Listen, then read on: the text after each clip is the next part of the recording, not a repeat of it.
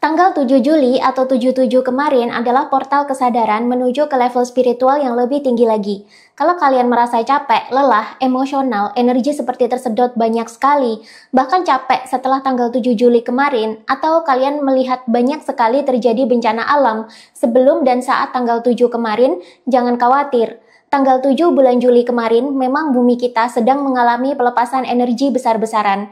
Ini terekam dalam Schumann Resonance yang mencatat bahwa sejak tanggal 6 Juli 2025 sekitar jam 5-10 pagi, terjadi lonjakan energi yang begitu dahsyat di atmosfer. Setiap ada lonjakan energi, di situ biasanya terjadi chaos, yang biasanya terjadi akibat bencana alam yang cukup dahsyat.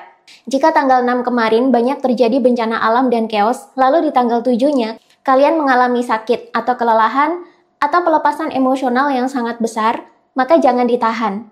Karena itu bisa saja menjadi kesempatan bagi kalian untuk naik level ke tingkat kesadaran yang lebih tinggi. Beberapa spiritualis juga menyatakan tanggal 7 bulan 7 atau bulan Juli adalah portal energi yang sangat kuat, sehingga kita berpotensi untuk bertransformasi menuju ke tingkat kesadaran yang lebih tinggi lagi. Bisa saja setelah ini kalian akan banyak mengalami pencerahan atau setidaknya mengalami peningkatan level kesadaran secara signifikan. Bagaimana selengkapnya? Sebelum lanjut videonya, jangan lupa subscribe dan share video ini. Siapa tahu ada teman atau saudara kalian yang membutuhkan informasi penting berikut ini.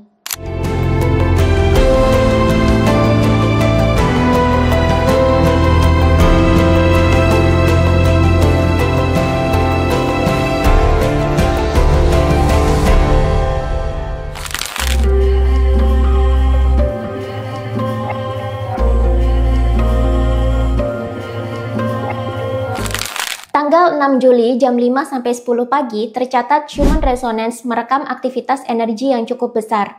Dan itu tampak dalam grafik berikut ini. Kalian bisa lihat di sini ada area berwarna putih yang cukup besar di sebelah kiri, sementara area-area lain tampak normal.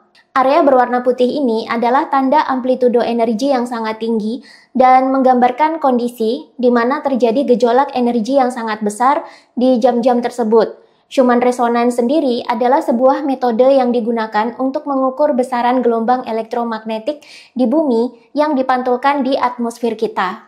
Sejak beberapa tahun belakangan, selain digunakan untuk mengukur frekuensi dasar bumi, Schumann Resonance juga banyak digunakan untuk memahami apa yang terjadi di bumi, bahkan memprediksi kemungkinan terjadinya bencana alam seperti banjir bandang, badai, atau bahkan gempa bumi. Sejarah selalu mencatat, ketika bumi mengalami gejolak energi yang sangat besar, maka terjadi perubahan warna dan grafik yang sangat signifikan juga pada Schumann Resonance.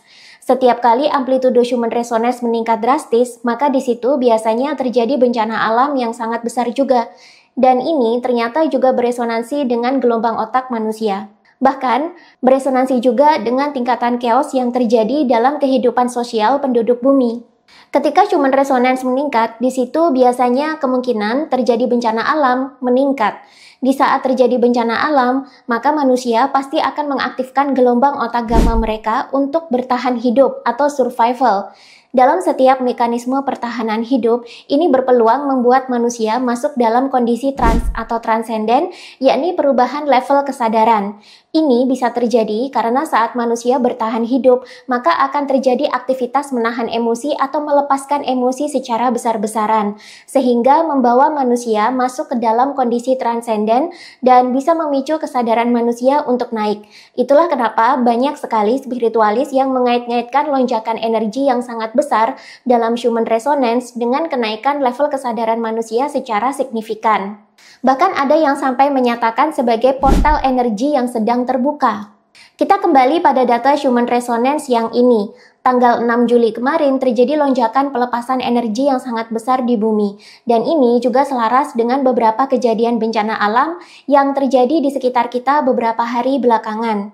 Tanggal 6 sore terjadi curah hujan yang sangat tinggi di beberapa wilayah, sehingga menimbulkan banjir bandang yang sangat besar. Banjir bandang terjadi di Bali, Lombok, dan Jabodetabek. Di Bogor, banjir bandang terjadi hingga memicu longsor dan menewaskan 3 orang. Laut juga tidak ketinggalan dengan bencana alam. BMKG bahkan sudah mengeluarkan peringatan bahwa selama beberapa hari ke depan, mulai dari tanggal 6 sampai 8 Juli, bahkan bisa saja sampai tanggal 11 Juli, akan terjadi potensi gelombang tinggi di beberapa titik perairan di Indonesia. Ini adalah gelombang tinggi ekstrim yang kurang baik untuk pelayaran dan berisiko tinggi. Beberapa titik tersebut diantaranya adalah perairan di sebelah selatan Lampung, perairan di sebelah barat Provinsi Banten, perairan di sepanjang garis selatan Jawa Timur, perairan di Selat Bali, Selat Lombok, dan juga Selat Alas yang menghubungkan Lombok dengan Sumbawa. Jadi buat kalian yang mau bepergian via jalur laut, tolong hati-hati ya. Bahkan gunung berapi pun tercatat mengalami beberapa peningkatan. Gunung Lewotobi di NTT sudah berstatus level 4 dan erupsi, sampai-sampai awannya mencapai ketinggian 18 km. Gunung Lewotok di NTT pun ikut-ikutan naik levelnya menjadi level 3. Gunung Raung dan Gunung Semeru di Jawa Timur juga mengalami peningkatan aktivitas menjadi ke level 2. Gunung Ibu dan Gunung Dukono di Halmahera, Maluku Utara pun mengalami peningkatan aktivitas ke level 2. Dan bisa saja masih ada bencana-bencana lain yang tidak tercatat. Yang pasti semua bencana ini mau tidak mau akan mengaktifkan otak survival kita, minimal meningkatkan aktivitas otak kita ke gelombang gamma, di mana di sini tubuh kita membutuhkan energi yang sangat besar untuk bertahan hidup. Makanya jangan heran kalau setelah tanggal 6, terutama tanggal 7 dan seterusnya, kalian bisa merasa sangat mudah lelah, lebih emosional dibanding biasanya, dan bahkan rasanya energi seperti tersedot habis. Apa yang terjadi di bumi sangat berpengaruh dengan apa yang terjadi pada manusia juga.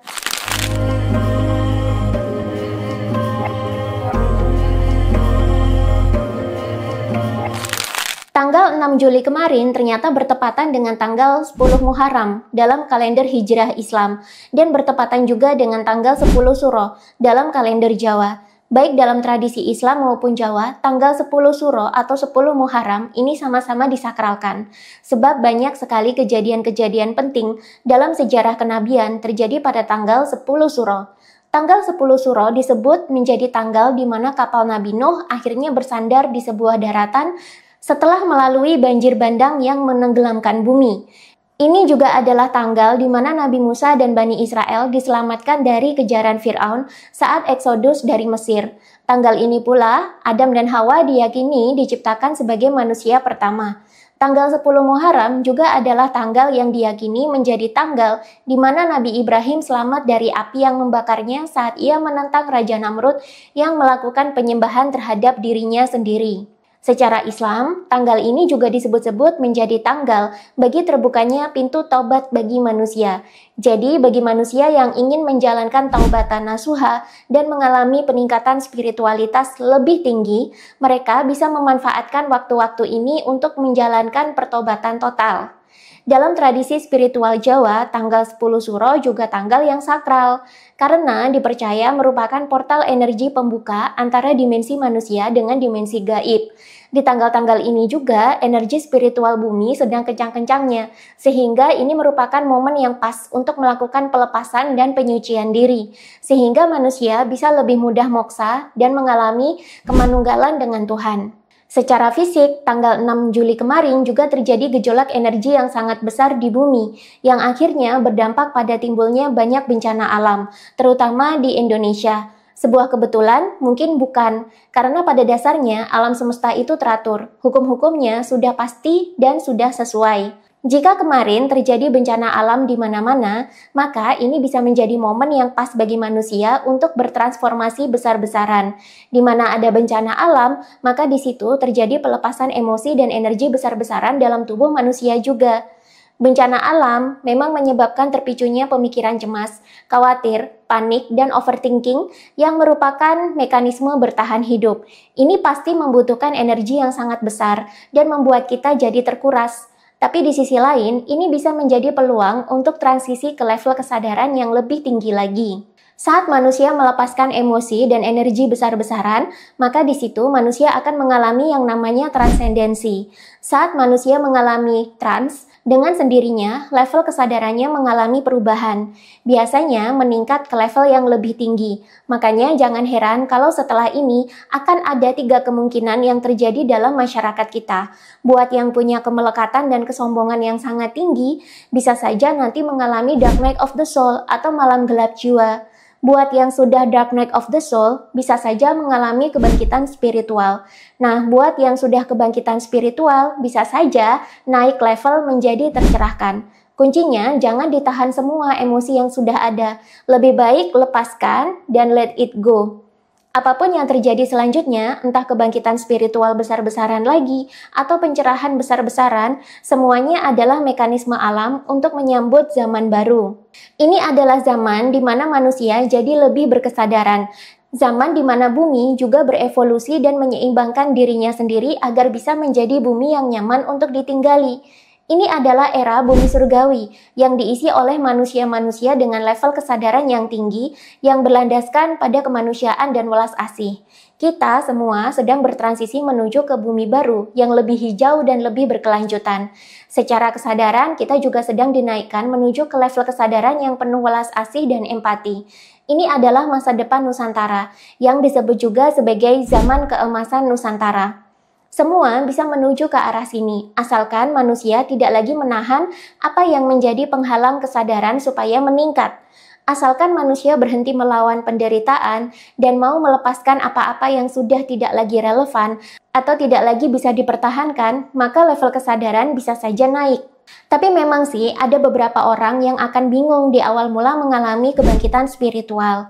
Buat kalian yang merasa kebangkitan spiritual itu membingungkan dan butuh jawaban atas apa yang sebenarnya terjadi dalam diri kalian, kalian bisa belajar lebih mendalam tentang kebangkitan spiritual, bagaimana manusia bertransisi menuju ke level kesadaran yang lebih tinggi dengan mengikuti online course yang berjudul Kebangkitan Spiritual dan Penyembuhan. Di online course saya ini, saya menjelaskan lebih detail tentang proses-proses spiritual manusia dan bagaimana nanti manusia sampai pada pencerahan sebagai level spiritual tertinggi.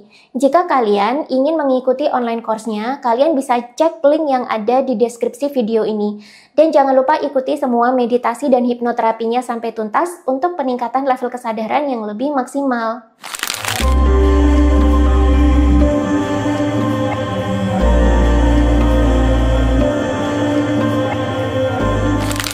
Dalam buku Angel Numbers dan numerologi Black Book ini juga dijelaskan angka 7, apalagi 77 yang melambangkan 7 Juli merupakan angka yang spesial. Bahkan 10 Suro atau 10 Muharram pun merupakan angka yang spesial. 10 Suro dalam kalender Hijriah atau kalender Jawa bila disingkat menjadi 11. Ini semua memiliki makna spiritual. Numerologi saat ini masih dikategorikan sebagai ilmu metafisika, yang derajatnya kerap disamakan dengan ilmu primbon, feng shui, atau astrologi. Meskipun demikian, sejak dulu angka itu tidak hanya merupakan alat hitung ilmiah, dia adalah simbol awal dari keteraturan alam semesta, yang menggambarkan bagaimana alam semesta begitu teratur sehingga bisa dihitung. Hitungan ini dilambangkan dalam angka-angka. Dalam numerologi, angka 1 itu memiliki makna sebagai awal mula yang baru atau awal dari kehidupan yang baru. Jika kalian banyak melihat angel number 11 di saat awal mula kebangkitan spiritual, itu adalah hal yang wajar. Karena memang angka 1 itu melambangkan awal dari kehidupan yang baru. Jalan kalian untuk berubah sudah benar. Dalam buku Angel Numbers juga dijelaskan, Angel Number 11 merupakan simbol dari intuisi dan awal mula yang baru.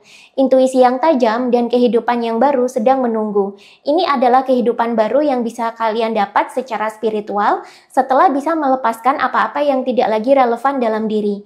Ini adalah waktu untuk lebih mempercayai intuisi sebagai penuntun manusia menuju ke kehidupan baru yang lebih berkesadaran. Setelah pelepasan, intuisi manusia jadi semakin tajam, dan kehidupan manusia semakin sinkron dengan alam semesta. Apa yang manusia manifestasikan sekarang cenderung mudah menjadi kenyataan.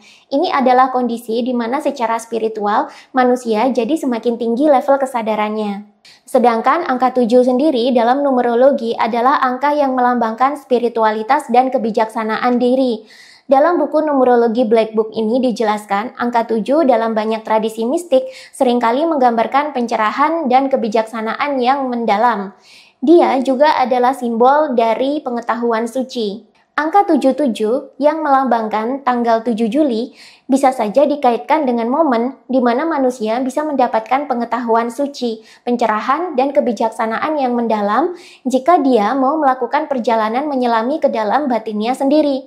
Sebab sebenarnya jalan untuk mendapatkan pencerahan atau bertemu dengan diri sejati adalah dengan melakukan perjalanan menyelam ke dalam diri sendiri melalui jalan keheningan.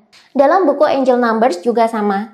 Angka 77 adalah angel numbers yang melambangkan energi yang membawa kebijaksanaan, pencerahan, dan pemahaman yang lebih mendalam tentang kehidupan. Ini adalah tanggal di mana manusia yang sudah terbangkitkan atau tercerahkan secara spiritual akan mendapatkan pengetahuan tersembunyi. Dan pertanyaan-pertanyaan mendalam seputar spiritualitas serta kehidupan akan segera ketemu jawabannya, asalkan manusia mau menyelam ke dalam dirinya sendiri. Ini adalah periode pembelajaran hidup dan spiritual yang sangat penting. Ini adalah peluang bagi manusia untuk masuk ke fase pertumbuhan spiritual yang lebih mendalam. Semesta sedang membawa kita ke perjalanan menemukan diri yang lebih besar lagi. Inilah saatnya bagi manusia untuk menggali lebih dalam lagi apa itu makna spiritual, meditasi, atau pencarian makna hidup yang lebih tinggi lagi. Sedangkan kalau tanggal 7 Juli 2025 dijumlahkan semua secara numerologi, maka ujung-ujungnya akan ketemu angka 5. Dalam numerologi, seperti yang dijelaskan dalam buku Angel Numbers ini dikisahkan, angka 5 adalah simbol dari perubahan, kebebasan, dan eksplorasi. Ini adalah perubahan dari kehidupan lama manusia yang suram dan tidak berkesadaran menuju ke kehidupan baru yang lebih bebas namun berkesadaran. Ini juga adalah tanda waktunya manusia untuk mengeksplorasi dirinya sendiri sebagai wujud perjalanan ke dalam diri dan juga mengeksplorasi dunia di sekitarnya untuk menjalin keterhubungan dengan semesta atau keterhubungan dengan kesadaran semesta atau kesadaran Tuhan yang lebih universal.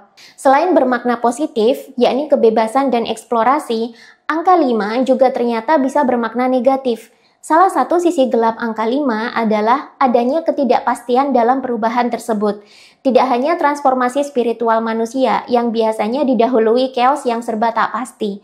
Kondisi global pun bisa saja ikutan semakin tidak pasti, yang akhirnya menuntut kita untuk hidup bisa lebih bijaksana lagi. Bisa saja gejolak ekonomi, perang, atau bahkan kebijakan politik, baik lokal maupun global, menjadi semakin tidak pasti dan berpotensi membuat manusia menjadi chaos. Chaos atau ketidakteraturan adalah lawan dari order atau keteraturan. Bumi kita sedang menyeimbangkan diri menuju ke sebuah tatanan dunia baru atau New World Order yang sama sekali berbeda. Akan ada beberapa chaos sebelum terjadi order baru. Akan ada konflik sebelum muncul tatanan baru. Inilah zaman-zaman peralihan sebelum nanti kita menyambut zaman keemasan Nusantara yang penuh dengan kegemilangan, kemakmuran, dan banyak dihuni oleh manusia-manusia yang tercerahkan. Kalian bisa saja menjadi bagian dari masa depan yang gemilang. Jika sekarang prosesnya berat, maka itulah jalan untuk menyucikan diri kalian. Kuncinya untuk melewati fase-fase ini ada dua, yakni dengan melepaskan apa-apa yang tidak lagi relevan dengan diri dan melakukan perjalanan ke dalam diri. Itu artinya mengenal diri lebih dalam dan mulai memprioritaskan diri sendiri untuk kesejahteraan diri dan kesehatan mental jiwa, ketimbang terus-menerus berkorban demi orang lain. Ini adalah waktunya bagi kita untuk semakin dekat dengan penemuan diri sejati yang menjadi puncak dari perjalanan spiritual manusia. Mereka yang sudah ketemu dengan diri sejati, maka disebut juga sebagai orang-orang yang tercerahkan. Prosesnya sudah pernah saya jabarkan lebih lengkap dalam online course Kebangkitan Spiritual dan Penyembuhan berikut ini. Kalau kalian mau mendalaminya, langsung saja dapatkan online course-nya dengan mengklik tautan yang ada di deskripsi video. Dan buat kalian yang mau memiliki buku-buku yang ada di dalam video ini, kalian bisa check out melalui link atau icon yang ada di bawah video ini juga. Dan jangan lupa share video ini ke teman atau saudara kalian yang membutuhkan, siapa tahu bisa menjadi bahan pencerahan bagi mereka.